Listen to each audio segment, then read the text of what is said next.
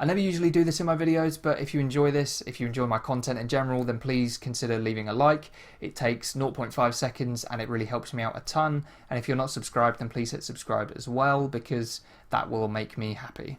Hello, welcome back to what is kind of a part 2 video. If you want to see part 1 of me unboxing and building my new Alesis Crimson 2 Special Edition, then you can click somewhere up here and it will take you to part 1 if you want to check it out. If not, then stay tuned for this video where I will be at the end discussing my thoughts and opinions after roughly 3 weeks of owning the kit. Plenty of pros, but also a few cons that I want to bring up. Not the most in-depth review in the world because I've not had it for that long.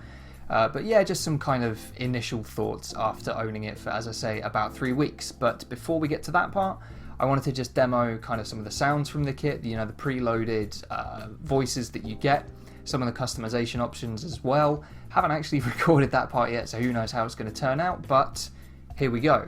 Also, if you want to just skip ahead to the kind of review, then go to the time as you see on screen here. But for now, yeah, let's have a play.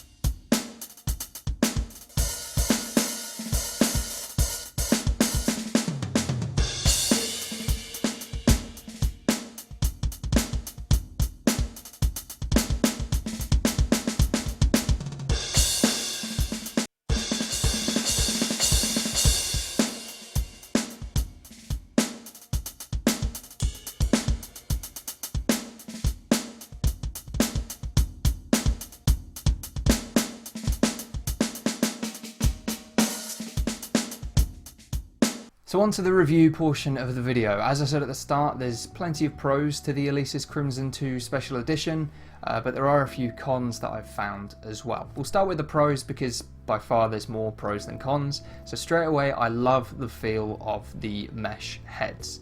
They're really responsive. I mean, my old kit had, I can't remember what the name of the material on the snare was, but the tom pads were rubber, the cymbal pads were rubber, whereas this is a, I think, 2 or 3 ply mesh on all of the toms and the snare, and then the cymbals, which cymbal, probably the ride there, the cymbals have this nice kind of velvety thing on the top of them, and then, you know, they're mainly plastic with this velvety covering.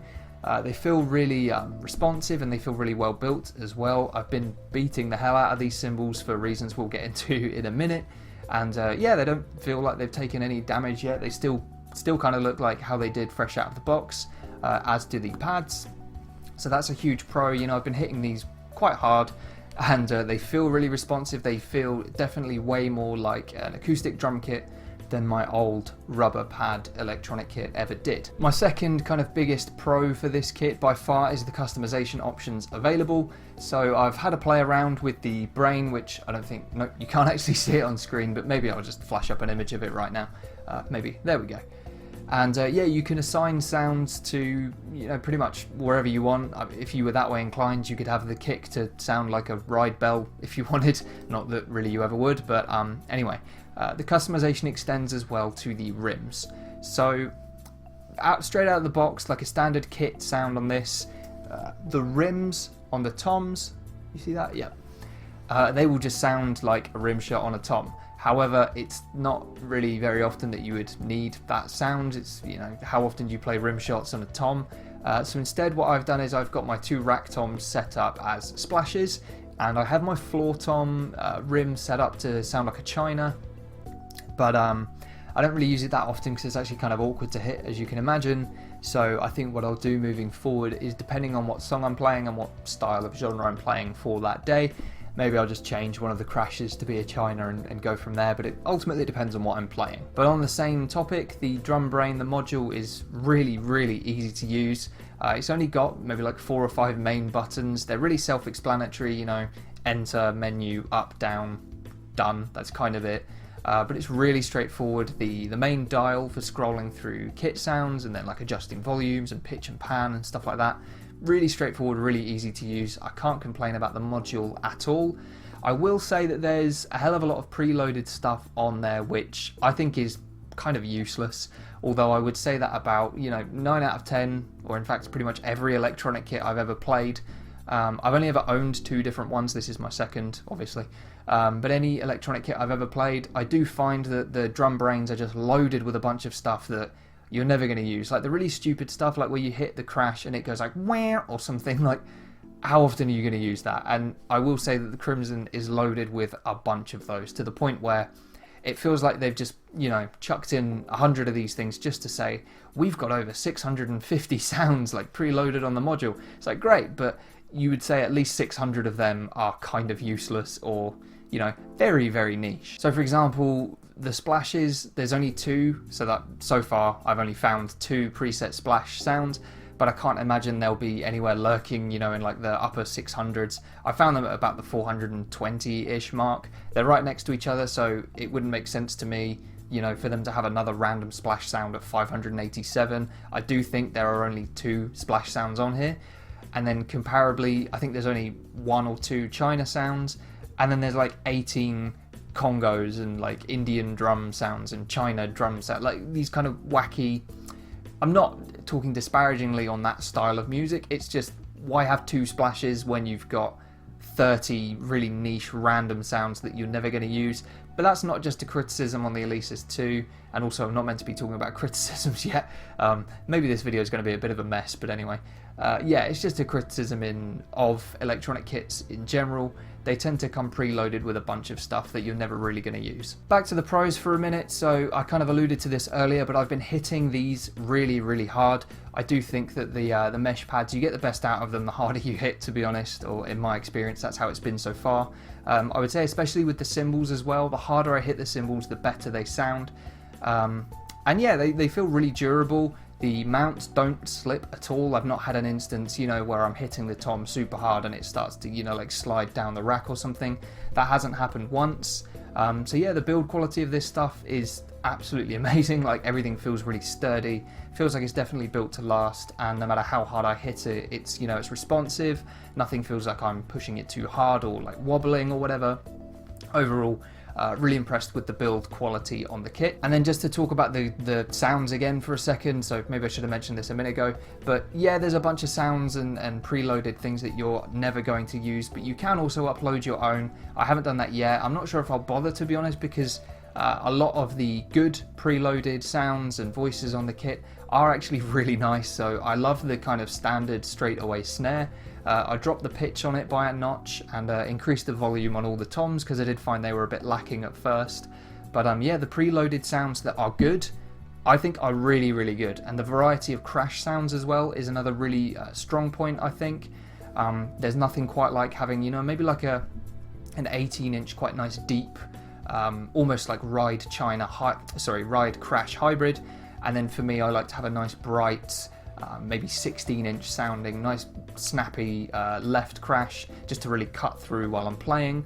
But yeah, the choices of sounds that are good is maybe limited, but the good sounds are, in my opinion, really, really nice. The kick, for example, oh my god, the kick sounds like it's gonna, cave my roof in. Like, the kick sounds incredible. Speaking of the kick, it is also big enough for a double kick pedal. I haven't installed mine yet because I need to go and get it from my parents' house, but that will be in a couple of weeks, so looking forward to having that up here. Another thing that I really like about the kit is the way that all of the triggers and the cables are connected to the module is really clean. The kit comes supplied with a bunch of cable tidies. I mean, they're just Velcro loops, but still. It comes with loads of them, and then the way that the cables all connect to the drum brain is really, really nice and clean. I'll probably just flash up an image of that now so you can see as well. In the past, I've seen, and also my old Yamaha kit, the cables kind of went everywhere and it looked messy. Whereas this kit, now that I've set it up and used all the cable tidies, it does look nice and clean. Yeah, can't complain about that at all. Now onto the cons. I do find sometimes the faster I'm playing, the less the sounds actually trigger. So on the snare, for example, maybe I'll do a quick demo on screen now, but I bet when I go and try and capture this, it doesn't work.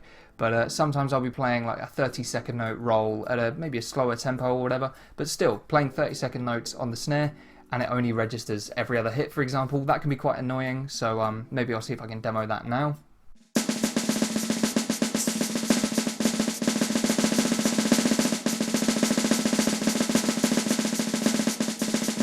I also think the hi-hat pedal is really quite annoying and clunky.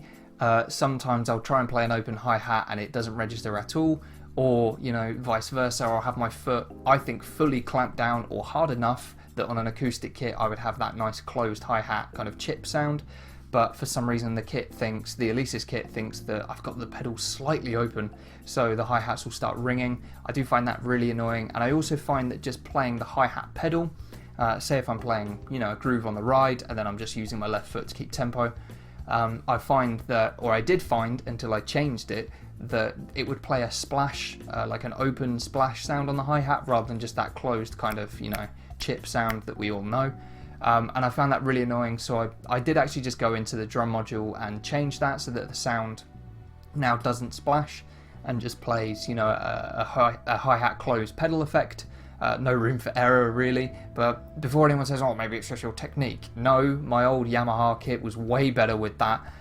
So it's actually kind of disappointing that this kit is a lot newer and maybe not more expensive actually than the Yamaha was, or perhaps still is. But yeah, a little bit disappointing. That's probably my least favourite feature. The hi-hat pedal, I just don't like it at all. One final criticism, and this one might be a bit nitpicky, but to choke a cymbal, you have to grab it really, really hard. When I first set the kit up and played it for the first time, I was just trying out, you know, generic kind of things that I will do, maybe not all the time, but just once in a blue moon, you choke a crash, right? And when I first tried to do it, it worked, and then the second time I tried to do it, it didn't work, and then I tried it on my second crash, it didn't work. I tried it on the ride, it didn't work. I was thinking, what the hell am I doing wrong? Eventually I realised you need to grab the thing really, really hard, which is annoying because on a normal cymbal choke you don't really need to grab it that hard. You just kind of, you know, get hold of it, stop it from ringing, and you can do quick successive ones. Whereas on this, because of how hard you have to like dig your fingers into the pad to stop it from ringing, it's actually quite difficult to do fast subsequent choked crashes. Maybe that's not nitpicky actually, that is quite an annoying feature to have, but I don't know, maybe again that's just my initial impressions, and over time I'll get used to it and get better, but thought it worth noting anyway. Overall, I would say that I am really happy with the kit, mainly because the mesh pads and the cymbal pads and everything, just it feels really, really nice to play. It's also nice and quiet as well, so if my girlfriend's in the other room, she doesn't have to wear headphones anymore, like she can't even hear it. So it is a nice quiet kit, or maybe, you know, she might be able to hear the cymbal pads, but it's a much quieter kit than having rubber pads for sure. As I've said a couple of times already, the build quality is really, really good, and most of the sounds sound great. They might take a bit of adjusting on the brain to get to your exact liking, but it's a really nice, easy, clean interface on the brain. I like that a lot. And as I've said already, the good sounds are really, really good, so that's another strong plus point from me. And then just the versatility of the kit and assigning different sounds to, as I say, even like the rim. If I wanted to, I could change up the bell sound on the ride so that it's not just a ride bell. You know, I could have the main part of the cymbal as the ride, or the bow as the ride, and then have the bell as, I don't know, a splash or whatever. It's a really versatile kit and brain, and I do like that about it a lot. I think that's it for now because I've already talked for, God, about 10 minutes. Didn't mean to, I promise. But maybe I'll do another review, I don't know, 6 months down the line maybe. But I thought for now, if anyone's interested in buying this kit or wants to know a bit more about it, rather than just having a music shop who set it up and played it straight away, nothing against those videos, of course, they are helpful, but this is, you know, a real perspective of someone who's actually lived with the kit now for about 3 weeks. I've played it almost every day, so I feel like I've got to know it really quickly, and yeah, I guess that's it. So thanks very much for watching. If you own one of these and you've got some tips for me based on my negative points, then please let me know in the comments. If you've got any other questions, also leave them down below and I will do my best to answer them. But if you've made it this far, thanks very much for watching, and I will see you guys on the next video.